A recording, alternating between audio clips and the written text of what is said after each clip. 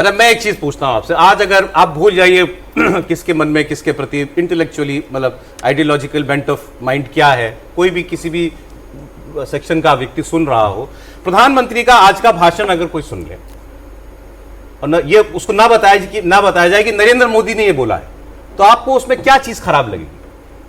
कौन सी ऐसी चीज है एक जिससे आप डिसएग्री करेंगे कि देश आत्मनिर्भर बने? जिन्होंने बताया कि दुनिया की हर बड़ी वर्ग में हमारी कंपनी होनी चाहिए, बड़ी से बड़ी जगह पर हमारा आदमी, हमारा युवा जो है वो पहुंचना चाहिए, हम ओलंपिक भी देश के अंदर कराएंगे, हमारे खिलाड़ियों के इतने मेडल होने चाहिए, हमारे देश में तेल अगर ढूंढा नहीं गया आज तक तो हमको तेल भी ढूंढना चाहिए, गैस आसानी से हम पहुंचा सकते हैं तो हमने पाइप गैस पहुंचा दी। ऐतराज आप किस चीज से करेंगे? ऐतराज वो व्यक्ति कर सकता है जो भारत को प्रगति करते नहीं देखना चाहता, जो भारत का विरोधी है। बात मोदी के या बीजेपी के या इस सरकार के विरोधी होने की नहीं है। आप इस सरकार के, प्रधानमंत्री के, भारतीय जनता पार्टी के विरोधी हो सकते हैं, होना भी चाहिए, डेमोक्रेसी है। आप खिलाफ बोलिए, आलोचना कीजिए, निंदा कीजिए, वो एक अलग चीज़ है। लेकिन पार्टी, सरकार और देश में अंतर होता है। वो विभाजन रेखा अगर आप भूल जाएंगे कि यहाँ से पार्टी और सरकार का मामला खत्म होता है, यहाँ से देश का मामला शुरू होता है, और देश का मामला जब शुरू हो तो सबको एक दिखना चाहिए। देश के आप ये कह सकते हैं कि आपने ये जो बात कही इसमें ये बात और जोड़नी चाहिए थी, इसको इस तरह से कहना चाहिए था, वो आलोचना तो समझ में आ सकती है। लेकिन जो भी अच्छा हो रहा है उसको बुरा कहना, भारत की इकॉनमी को डेड इकॉनमी कहना, वो भी किसी की नकल में सुन के, तो ये तो कोई भारत विरोधी दिमाग वाला ही कर सकता है।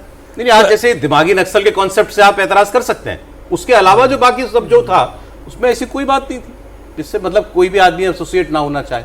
नहीं, आप नक्सल शब्द को हटा दीजिए। बात वो मतलब वो उस प्रतीक इस बात का है जो हर समय नेगेटिव सोचते हैं। नहीं, फिर ऐसी बात नहीं, पॉजिटिव बात कर रहे हैं। राहुल गांधी का अभी 1 घंटे पहले का मैं पोस्ट पढ़ रही हूँ, उन्होंने स्वतंत्रता दिवस की शुभकामनाएं दी। उन्होंने कहा आजादी हमारे स्वतंत्रता सेनानियों के द्वारा दिया गया सिर्फ एक तोहफा नहीं बल्कि एक जिम्मेदारी भी है। आगे फिर जो वो वीडियो पोस्ट कर रहे हैं जिसमें उन्होंने सभी युवाओं के साथ जो उन्होंने जितने डिस्कशन किए हैं, जो आंदोलन हुए हैं, जो गूंज हुई है छात्रों की, वो तस्वीरें हैं। वो कह रहे हैं सत्य और अहिंसा के रास्ते पर चलने की और संविधान और तिरंगे के मूल्यों को अपने दिल में रखने और हर हाल में लोकतंत्र की रक्षा करने की प्रेरणा आज का दिन है। बातें तो अच्छी हैं सर, ऐसी बात नहीं है। कौन मना कर सकता है कि ये बातें खराब है? देखिए, ये जो बहुत इंटेलिजेंट सवाल पूछा था ना अभी उन्होंने, सौरभ जी ने, कि कौन इसको विरोध कर सकता है, इतना इंटेलिजेंटली फ्रेम किया इन्होंने।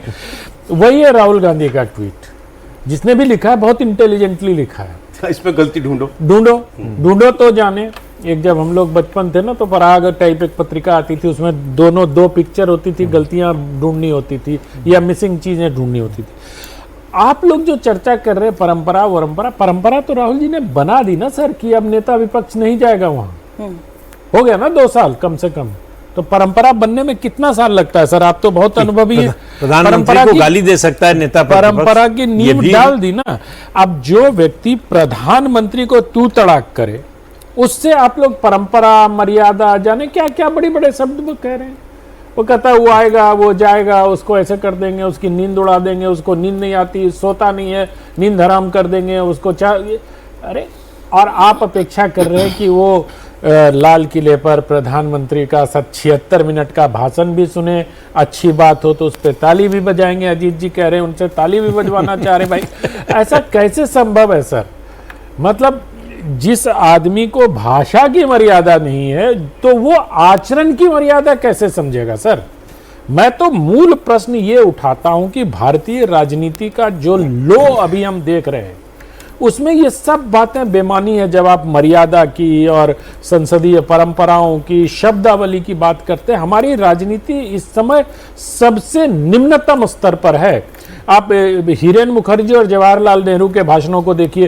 कांग्रेस के लोग नाराज हो सकते हैं कि मैं बार बार जवाहरलाल नेहरू पर, लेकिन ये प्रशंसा में कह रहा हूं। अटल जी ने एक बार जवाहरलाल नेहरू को कह दिया कि आपके अंदर 2 व्यक्तित्व है, आप चर्चिल भी हैं और चैम्बरलिन भी हैं। पंडित जी बहुत नाराज हो गए थे इससे, लेकिन फिर भी अटल जी को उन्होंने बढ़ाया, आगे किया, लेकिन वो एक स्तर होता था। आप चर्चिल और चैम्बरलिन कह के आप एक बौद्धिक व्यंग मार रहे हैं उस पर। ये थोड़ी कह रहे हैं कि उसकी नींद हराम कर दी, सो नहीं पाता है, 2 ही घंटा सोता है, अभी जाने वाला है। ऐसा नेहरू जी ने थोड़ी कहा कभी हिरेन मुखर्जी को, या इंदिरा गांधी के समय, या फॉर दैट मैटर जितने लोग हुए नेता विपक्ष। आप प्रणब मुखर्जी भी जब नेता विपक्ष थे, सोनिया जी भी नेता विपक्ष रही, किसी ने भी ऐसा आचरण नहीं किया भाई।